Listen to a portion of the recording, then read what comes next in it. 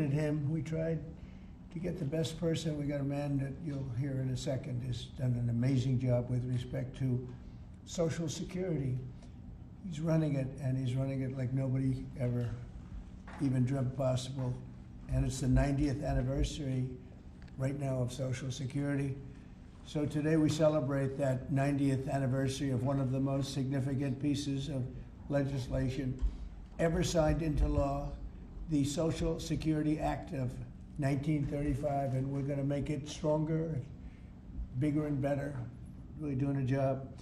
In the campaign, I made a secret pledge to our seniors that I would always protect Social Security, and under this administration, we're keeping that promise and strengthening Social Security for generations to come. You keep hearing stories that in 6 years, 7 years, Social Security will be gone, and it will be if the Democrats ever get involved, because they don't know what they're doing. But it's going to be around a long time with us. Very much, you'll be surprised to hear some of the numbers. I'm delighted to be joined by the Commissioner of the Social Security Administration, Frank Bisignano. Oh, in the world of business, in fact, I wrote some of the little things down that he's had an amazing, he was Chief Operating Officer of JP Morgan Chase. He worked for Jamie Dimon, and Jamie Dimon said that he was amazing. So think of that, Chief Operating Officer, JP Morgan Chase, had a storied career. Then he went to First Data. For those in the business, you'd know it's the largest payment company anywhere in the world. And worked for Henry Kravis, and it was in big trouble. He took it over as CEO. He made it incredible. They merged with Fiserv, and he became CEO of that, and that became extremely successful. I was in Milwaukee. I guess they have the Milwaukee Arena, and where we had some good success and some good speeches. But he's a really legendary guy, and he wanted to do this. I mean, he just wanted to straighten out Social Security because he loves our country. And what he's done in a few months is amazing. Almost 60 million American seniors rely on Social Security for peace of mind and a life of dignity and retirement. These Americans paid into the system, and they deserve leaders in Washington who are going to protect the benefits they've had and protect Social Security. Under Biden, Social Security went down like nobody's ever seen. It deteriorated. There's never been anything like it. The 4 years of Biden were very, very destructive. It couldn't have gone on much longer. Social Security was going to be destroyed. It was being destroyed. The average call wait time reached an all-time high of more than 42 minutes. Field office wait times were at 32 minutes, which is unheard of, and the disability claims backlog was the longest ever in recorded history. In other words, it was run just like the country was run. It was run really badly.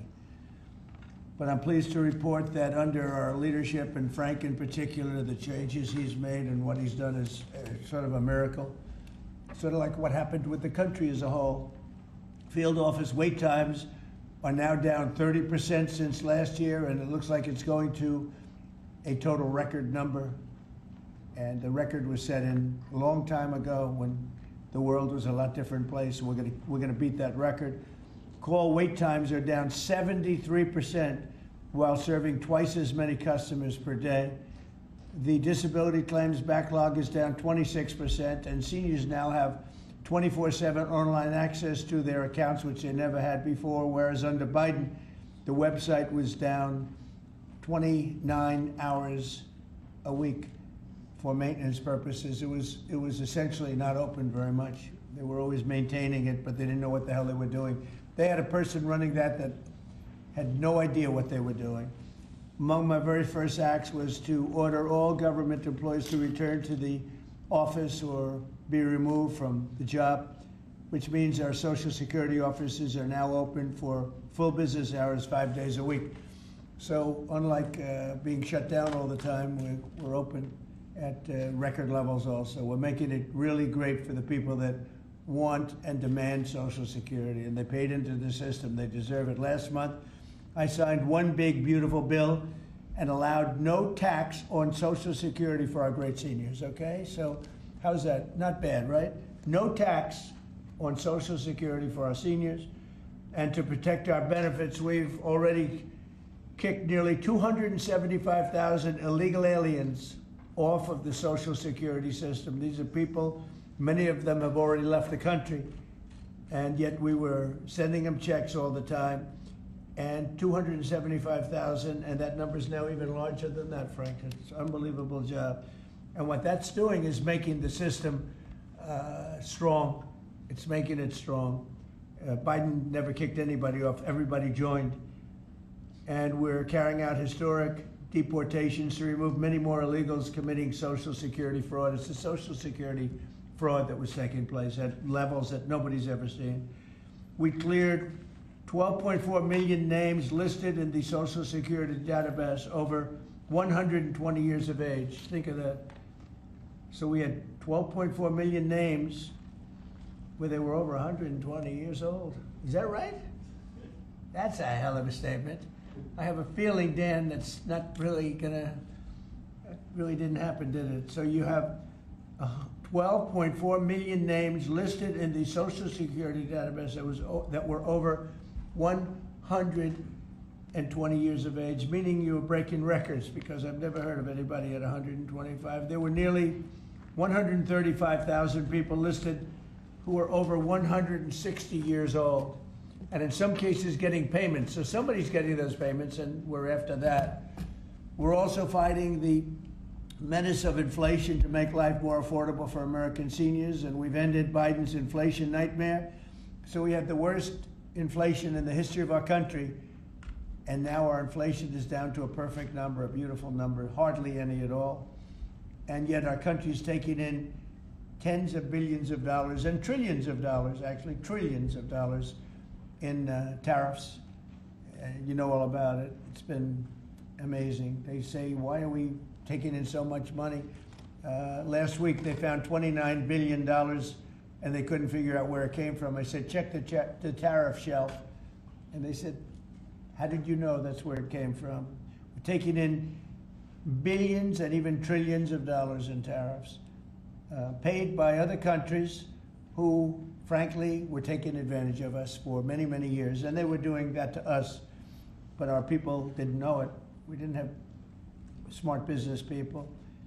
We've ended Biden's inflation nightmare and came in below expectations, and yet, again, this past month, we set records. Gasoline prices are way down, and really dramatically, as everybody knows, and energy prices have been going down, other than in certain states where you have Democrat-run states where they put windmills all over the place. Anytime you see a windmill, you'll say, well, they have bad energy costs, and it's happening in New Jersey. I saw that there's a revolution going on in New Jersey. They closed up a nuclear power plant, and they're raising electricity rates by 21, 22, and 28%, something like that.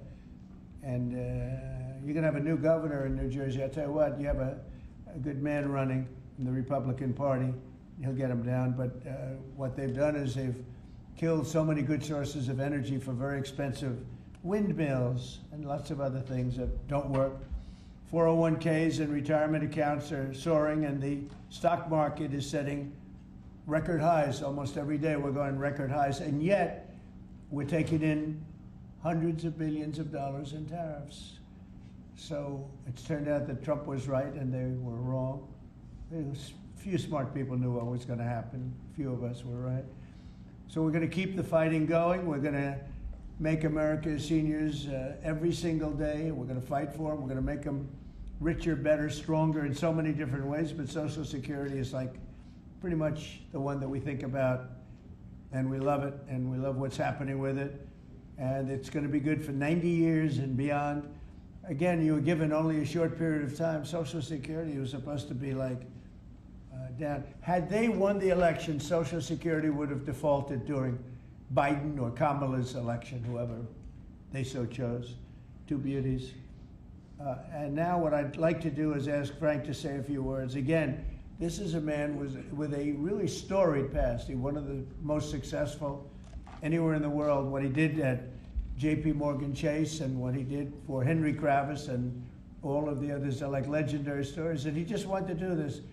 He's making about a tiny fraction, I would say, a tiny fraction of what you used to make. But he didn't care. He wanted to do it. He made a lot of money. And he said, I want to run that system. I want to put it back on track. And he's got an unbelievable talent over there. It's like a different place. So Frank, would you say a few words, please? Sure. Thank you. There's less than 1%, tiny fraction, sir. Is that what it is, less than one? That's a tiny That's fraction. an honor. It's an honor. It is an honor. And I'd like to start off by thanking the President for his tireless effort in running the country, in what he's done across the country, meeting every commitment. And, you know, I see it directly in the big, beautiful bill, the opportunity that it's brought to seniors. But his effort on every commitment, delivering against it, and delivering on world peace tirelessly. I'd like to also thank him for my opportunity. You know, he's teasing me, I'm teasing him about the economics of the job. But the reality is to serve 300 million Americans, which is what Social Security serves, is a tremendous honor.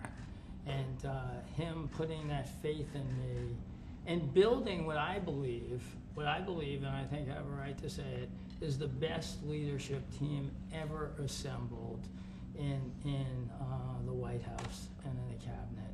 So that's my great honor.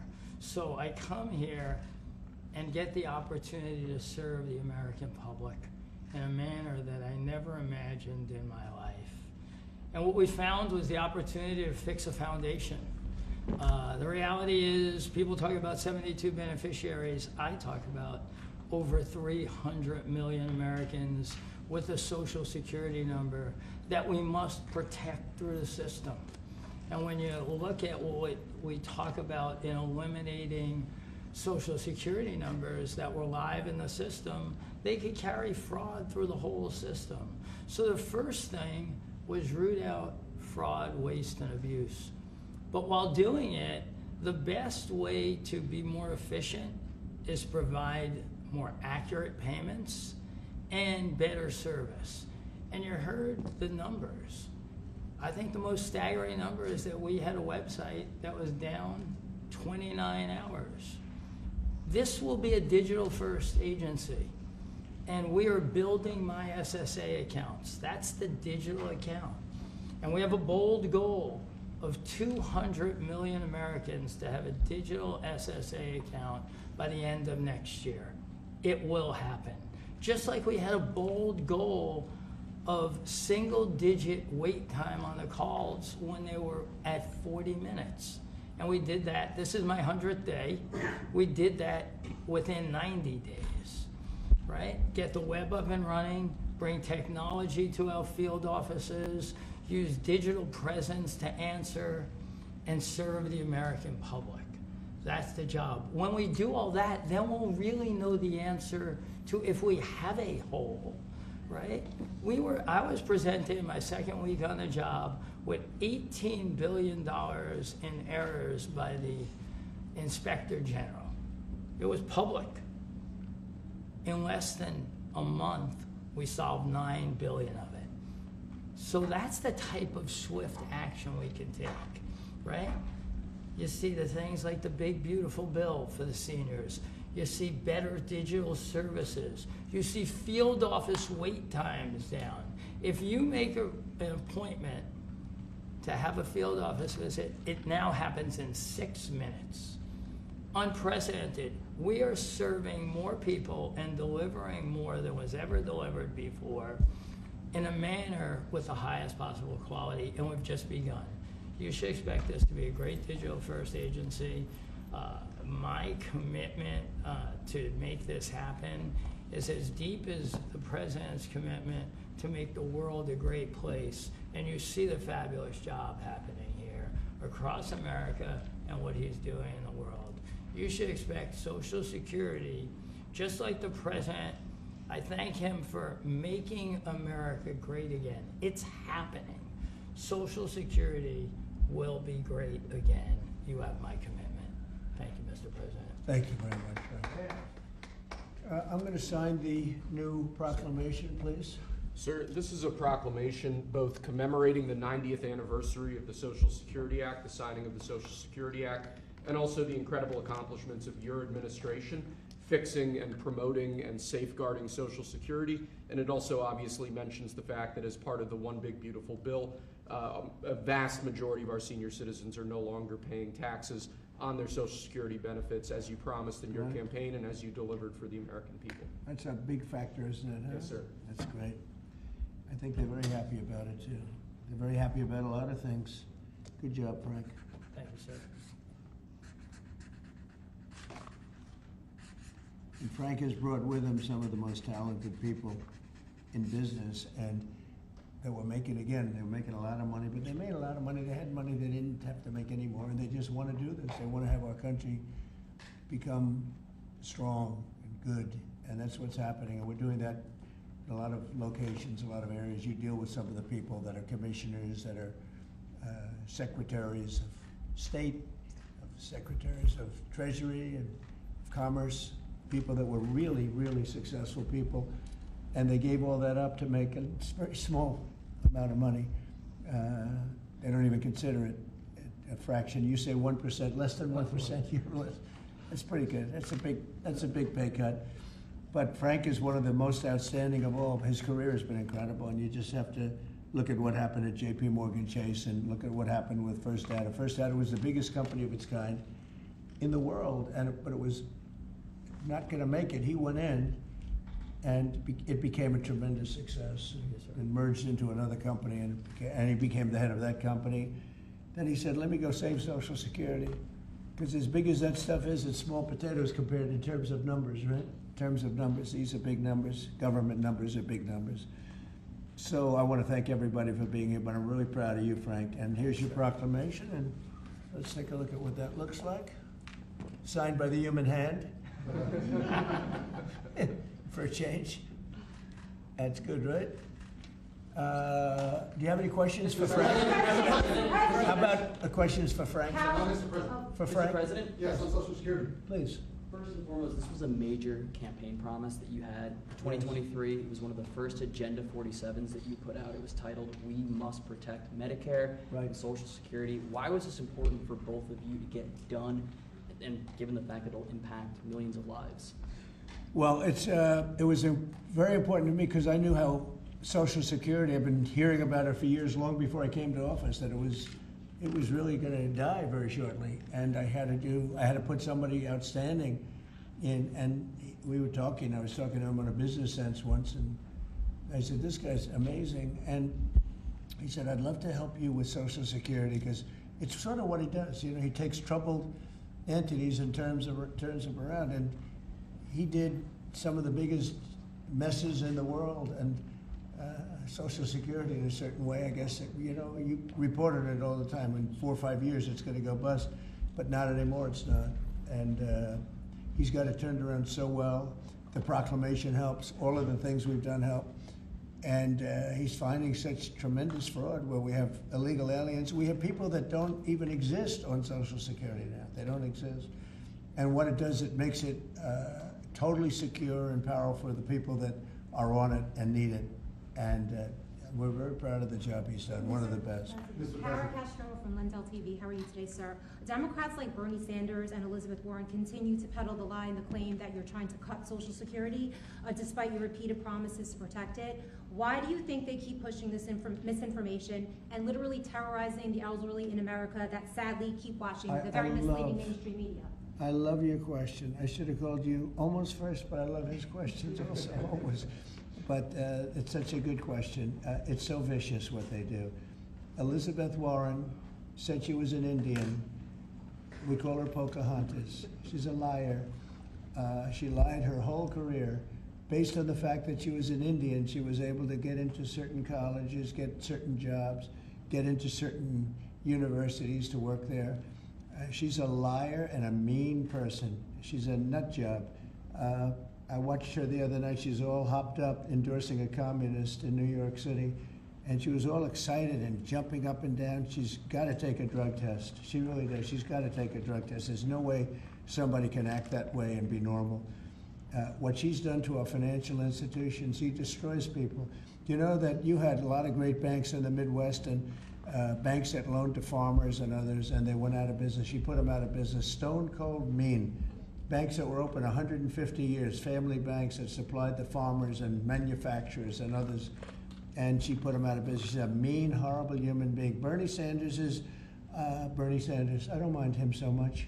He's just a liberal guy, very liberal guy. He's a wacky guy. He's still sharp. I got to tell you, you know, he's 86 or 87 or something. He's still sharp. You compare that to Joe Biden, it's, you know, sort of what happened. So I don't mind Bernie Sanders. With him, you know what you're getting. You're getting a guy, he's a nasty guy, but he's somebody that, I don't know if I call it a fastball, but he's able to throw the ball pretty well. He's okay. I watched him the other day. He was totally on the opposite side of things. I will say this, the biggest issue right now, and an issue that's really taken hold, is crime, stopping crime in the cities, and the Democrats are fighting the stopping of crime. So I think that's like men playing in women's sports is okay, or transgender for everybody, okay. But this is a bigger issue. This is the biggest of all issues. Crime is rampant in DC. It's rampant in our generally blue-run cities. And they've got to do something about it, or they're never going to win another election. And instead of calling me a dictator, they like to say Trump's a dictator. Trump's a dictator. Well, I had calls from many, many friends, including Democrats. I have a lot of Democrat friends, but they're normal people. And they were thanking me so much for what I'm doing in DC. They feel so safe already. And you know, at the border, we had 0 people come in, and this is done by a liberal group. They're the people that do it. I have nothing to do with it. 0 people in 3 months. We had 0, 0, and 0 for 3 months. And last year we had millions of people pouring in from all countries, from jails, from drug addicts, gang members, drug dealers by the thousands and thousands. 11,888 murderers, half of whom committed more than one murder. They flowed into our country. And for the last 3 months, we had none. And I didn't remember when Joe Biden used to always go, I need legislation. I had no legislation. I just said, we're closing the borders. And the whole world understood it because they respect your country again. They really respect this country again. They didn't respect it. When he said it, it didn't mean anything. But now they know it meant a lot. And Mexico does what we tell them to do. And Canada does what we tell them to do, because we have the 2 borders. We have the northern border, the southern border. And they were both horrible. But now it's some people say it's a miracle. Well, what Frank has done with Social Security also is something very special. But what we're doing with crime, which will be your next question, I guess, that's because everyone's they're afraid. Half of the people here, maybe all of the people here, most of you live in D.C., you are petrified to go out. And you're liberal, and if you're liberal, you're going to have to change. You're Democrats, you're going to have to change your ways. So we will have crime under control very shortly in D.C., but they're record numbers. And sadly, what I guess the mayor did, but whoever it was, they asked the numbers to be fudged so that it would show less crime than the fact. The fact is, it's worse than it's ever been, and we will have it just like we did at the border, where the borders are totally in great shape right now, the best ever, record-setting shape. We'll have the crime situation solved in D.C. very soon. And we're also going to beautify the city. We have a beautiful city, but you can't have graffiti, and you can't have roads with potholes, and you can't have the medians, the dividers in the roads falling down on the street. We're going to be beautifying the city, making it really beautiful. We're going to be getting the criminals the hell out of here. We don't want the criminals in Washington, D.C. Mr. President, one on your Putin meeting and then one on D.C. crime. Are you prepared to offer Vladimir Putin access to rare minerals to incentivize him to end the war? We're going to see what happens with our meeting. We have a big meeting. It's going to be, I think, very important for Russia, and it's going to be very important for us, and important for us only that we're going to save a lot of lives. Look, we have, we're not paying any money, as you know, to Ukraine. We're supplying equipment. We're being paid 100% plus for that equipment by NATO. And I got NATO up from 2% to 5% of GDP. They now have billions of dollars. NATO is a very rich group of countries, and we make the best military equipment anywhere in the world by far, and they're buying our equipment, and they're paying 100% for the equipment, 100%. In fact, they owe us about $2 billion now. They're going to send a check. Another one was sent recently for $1 billion. So we're not spending any money anymore. Biden gave him $350 billion, got nothing for it. And if you look, and by the way, we also signed a rare earth deal where we get, years of rare earth to get our money back, the money we spent. But what I'm really doing this for is to save thousands of soldiers a week. You have Russian soldiers, you have Ukrainian soldiers, and then you'll have missiles dropped into various cities and towns in Ukraine. And they're losing last week they lost 7,251 people, mostly soldiers, Russian and Ukrainian soldiers. I'm doing it for that reason. We have a meeting with President Putin tomorrow. I think it's going to be a good meeting, but the more important meeting will be the second meeting that we're having. We're going to have a meeting with President Putin, President Zelensky, myself, and maybe we'll bring some of the European leaders along, maybe not. I don't know that it's going to be very important. We're going to see what happens. And I think President Putin will make peace. I think President Zelensky will make peace. We'll see if they can get along. And if they can, it'll be great. I've solved 6 wars in the last 6 months, a little more than 6 months now, and I'm very proud of it. I thought the easiest one would be this one. It's actually the most difficult. We had one war raging, as you know, for 37 years. One in the Congo with Rwanda was raging for 31 years. We solved 6 of them, made peace, not just solved them, we made peace. If you look at Pakistan and India, planes were being knocked out of the air. 6 or 7 planes came down. They were ready to go. Maybe nuclear, we solved that. I thought this would be maybe an easier one. It never made sense, this war. It would have never happened when I was president. If I were president, this war would have never happened. But millions of people have been killed. And I'm there for one reason, to see if I can solve. This was Biden's war. This isn't my war. I want to see if I can stop the killing. Yeah. The rare earths, do you plan to offer him access to that at all? We have great rare earth. We made that as payment for all of the money that we've spent so foolishly in Ukraine. We spent $350 billion. Now Europe spent $1 billion. That's a lot of money. They spent $100 billion. That's a lot of money, but we shouldn't be spending a lot more money than them, and they understand that. And I think that's maybe why we're not spending money anymore. We're not spending any money. They're paying us for everything. So people are shocked when they hear it. They don't even understand. They don't even write about it. But we're not spending money, but we are spending a lot of time trying to get the war solved. If we can get the war solved, we'll be very happy. As far as rare earth, that's very unimportant relative to, I'm trying to save lives. And on DC crime, sir, on DC crime. Do you have a message for the Democrat lawmakers like Nancy Pelosi or media who are saying, after living here for many years, that there is no crime and you're trying to start a new news cycle? It's another reason why the Democrats lost the election in a landslide. They lie. It's just lie. Look, the crime is very bad. I think they'd be much better off saying, we want to help President Trump with the crime because it's an epidemic. It's a tragic situation. It's the worst it's ever been.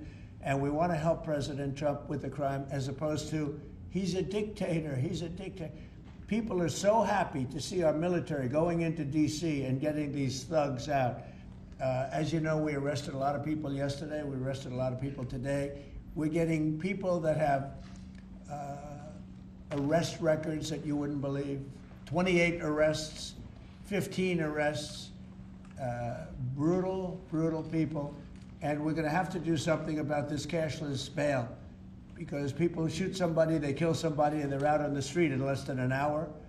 Now, that's when it's all started, in New York, in Chicago, Los Angeles. You take a look. If we didn't go to Los Angeles to help this incompetent governor and a mayor that doesn't know what the hell she's doing, if we didn't go to Los Angeles, you wouldn't have a big part of it burned down. The other part of it would have burned down too.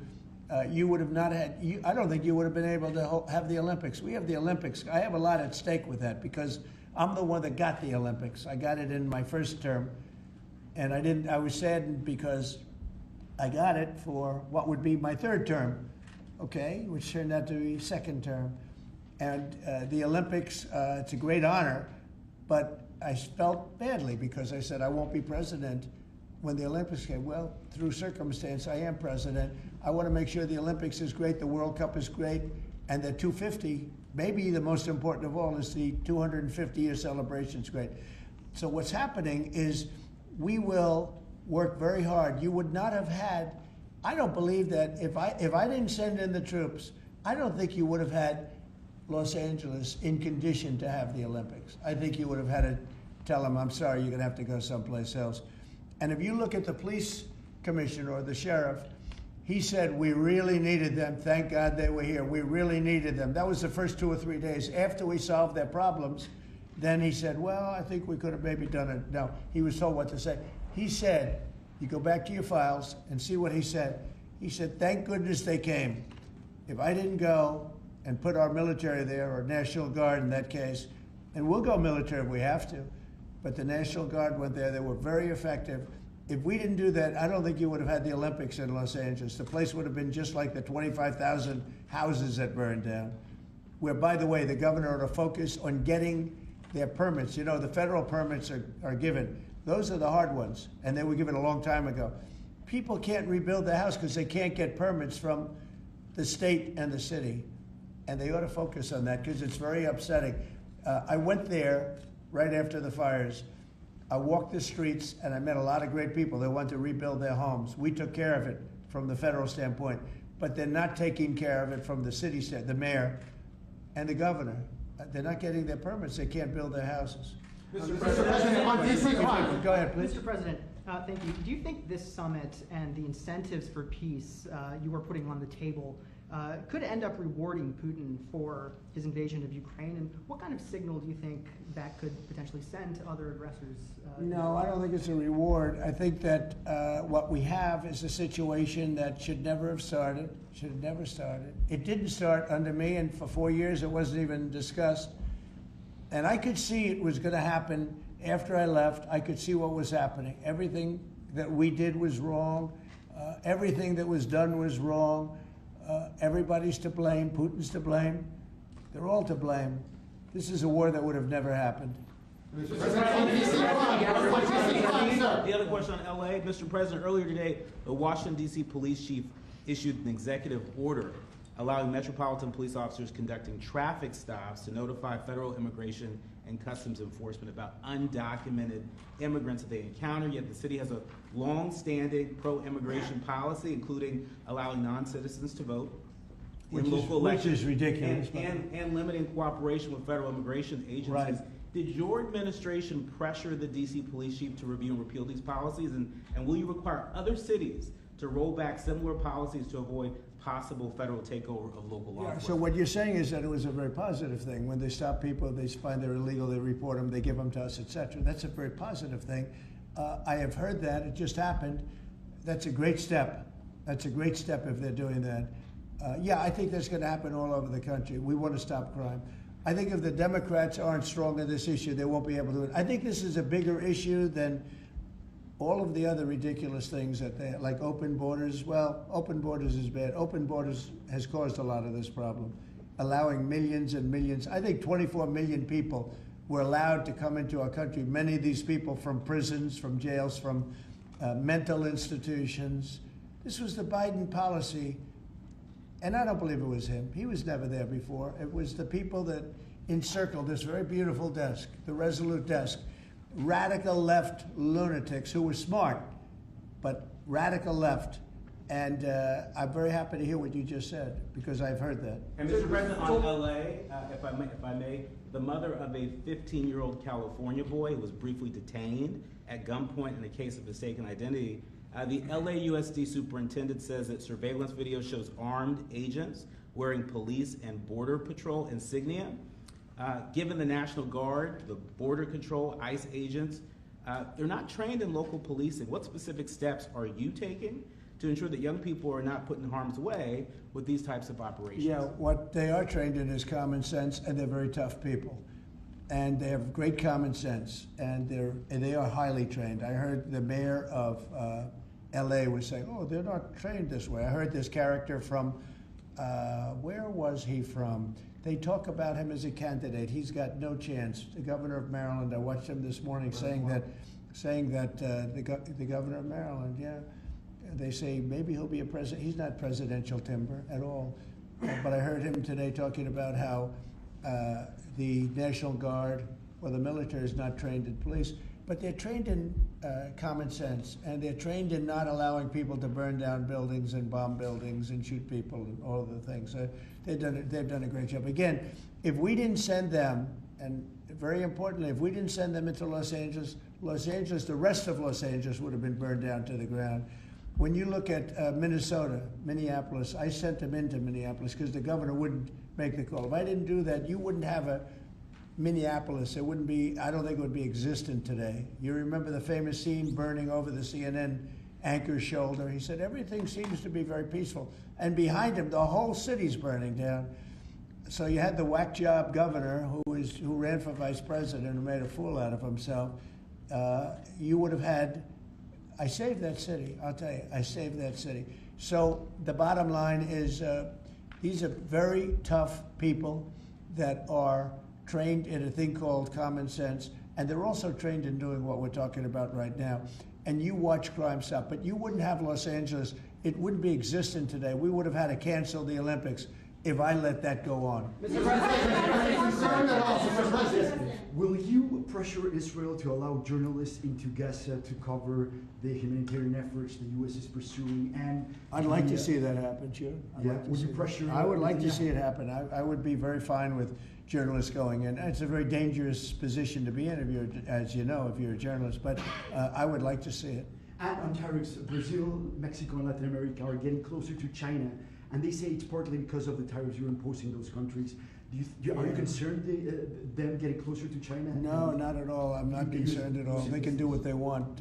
You know, none of them are doing very well, and what we're doing in terms of economics, we're blowing everyone away, including China. We're doing better than any other country in the world right now.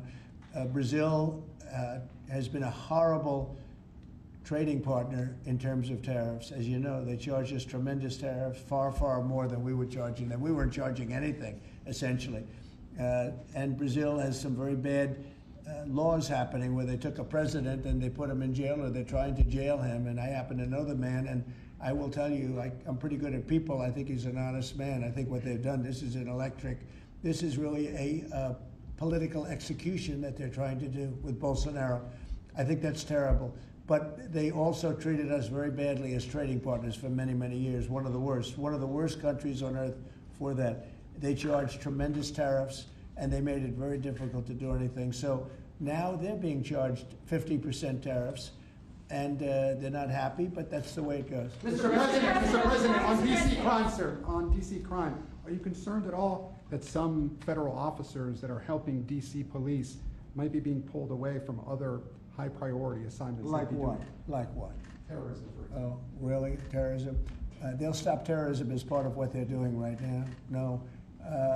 The soldiers that we have, first of all, we have plenty of them, long beyond what that you have here. We're just using a very small force. You know, in Washington, D.C., they have thousands of police. They have a lot of police, but the police weren't allowed to do their job. We have a lot of great ones, and you have some that weren't so good, to be honest, but they weren't allowed to do their job. But now they are allowed to do their job, and essentially it's only 2 days, but you look at the numbers already, they're dropping. And no, they're not being pulled off for anything. Mr. Mr. President, as you know, Tulsi there were some Gabbard very concerning reports about crime statistics. Police are manipulating crime data to downplay crime in DC. Will the administration release its own crime statistics to counter their misinformation? And will those individuals who are intentionally misrepresenting crime data and fudging the books, like you said, be penalized for endangering the public? They are under investigation right now. They are giving us phony crime stats, just like they gave other stats in the financial world, but they're phony crime stats. And Washington, D.C. is at its worst point, and it will soon be at its best point. You're gonna have a very safe, you're gonna have a crime-free city. I mean, I say that, you're gonna have virtually a crime-free city. And these are strong men, but the criminals are strong men and women, but they're strong men. And these are people that don't play games. We're not playing games. These are criminals we're dealing with. And they treated people. They took one of the people that worked for us the other day. You saw the beating, the pounding, 10 against 1, and they pounded the hell out of him. He's lucky to be alive. He's barely, almost killed. And we're not gonna have that happening, please. Mr. Tulsi Gabbard declassified more documents last night related to the Russiagate Good. hoax. She's doing a great job, by the way. That was another fake story. I'm very happy with the job she's doing. That's right, they declassified some terrible documents talking about Democrats and what they did. Yeah. Radical left lunatics. It showed that then DNI James Clapper sent out emails to IC officials saying that it would be a team sport to push then the debunked 2017 ICA report, and that it might need them to compromise on their normal modalities. What's your reaction to the latest declassification, and in your view, sir, what does real accountability look like for the players It's involved? incredible what we're finding, absolute proof of guilt, and we'll see what happens. But Clapper and Comey and that whole group of criminals, they're criminals, and they made it very tough. You know, they did the fake Russia witch hunt that lasted for 2 years, and I got totally exonerated. There was no doubt about it. They should have done it in 1 day, not 2 years, but it was a whole scheme to try and demean Trump so that I couldn't win an election. And that is a criminal group of people. They're sick people, and they're criminals, and they should be taken care of. Mr. President. Does Putin have a strong hand tomorrow? Well, he came to our country, and I heard CNN fake news talking about that was a big win for him. Normally, you would say the opposite, but they said, oh, it's a big win that he came here. Normally, we would say the opposite, you know, he came here. I think that President Putin would like to see a deal. I think if I weren't president, he would take over all of Ukraine. It's a war that should have never happened. If I weren't president, in my opinion, he would much rather take over all of Ukraine. But I am president, and he's not going to mess around with me. Mr. President, on Russia, Mr. President, would you support or agree to reducing NATO troops in Europe, in countries like Poland, in order to get Russia to agree to a peace deal? That hasn't been put before me, and I'll think about that for later, but it has not been put before me. Go ahead. Is anything less than an unconditional and immediate ceasefire a victory for the U.S.? Tomorrow? Yes. Well, tomorrow we'll see. I say, you know, I don't know where that comes from. It's sort of not a good question. I would say that tomorrow all I want to do is set the table for the next meeting, which should happen shortly. I'd like to see it happen very quickly, very shortly after this meeting. I'd like to see it actually happen maybe in Alaska, where we just stay because it's so much easier. But I think that it's going to be very interesting. We're going to find out where everybody stands, and I'll know within the first 2 minutes, 3 minutes, 4 minutes, or 5 minutes, like we tend to find out, whether or not we're going to have a good meeting or a bad meeting. And if it's a bad meeting, it'll end very quickly. And if it's a good meeting, we're going to end up getting peace in the pretty near future, okay? How about one more? Thank you, Mr. President. On the Smithsonian, I know that your administration is seeking to weed out a lot of this left-wing spin that's in the museums, but we're seeing from people like Brian Stelter or other commentators that they're insinuating that you are trying to change history according to your narrative. What's your response to that, and is there anything you'd particularly like to Well, we want the museums to treat our country fairly. We want the museums to talk about the history of our country in a fair manner, not in a woke manner or in a racist manner, which is what many of them, not all of them, but many of them are doing. Our museums have an obligation to represent what happened in our country over the years, good and bad, but what happened over the years in an accurate way. Thank you very much, everybody. Thank you, press. Thank you, press. Thank you. Thanks, guys. Headed out right here. Thank you, press. Thanks, guys. Head out right this way. Right this way. Thanks, guys. Keep coming. You see the video of the sandwich thrown at the officer? Thanks, guys. Thank you, press. Thank you very much. Thanks, guys. Thank you, press. Go. Thank you, press. Thank you. Keep coming. Here, I'll let you go right here. You can go. Okay. Thank you. Thank you, fellas. Hope you made it look good today, fellas. Sir, can I have you look right over here?